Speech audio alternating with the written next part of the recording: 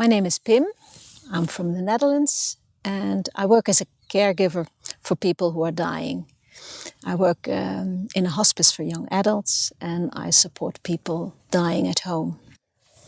And most of the time what I notice is that people die unaware. And what I learned through OSHO Samasati is that there's a different kind of dying with awareness. And that was the kind of dying that I wanted to support. So in the facilitator course, I really learned how to do that, how to inspire others to move away from the medication and to dive into the world of meditation and to prepare in such a way for death. I was insecure about if I could do that.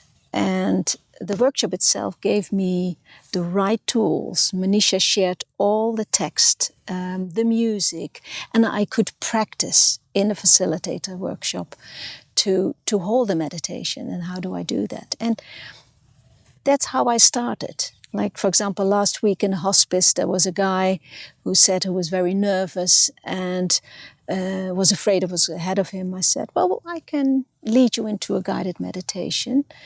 And some nurses heard it. And before I knew, I was surrounded by nurses and this guy who was dying. And we were doing the watching the gap meditation. I had my music on the iPhone.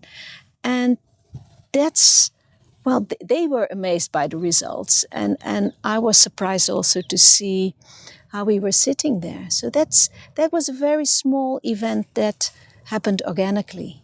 And from there, I organize an evening on death. The hospice asked me to hold an evening on death for all the volunteers, so they get a little bit to know more about dying with awareness. And in the facilitator workshop, Manisha is so good at translating or facilitating Osho's vision.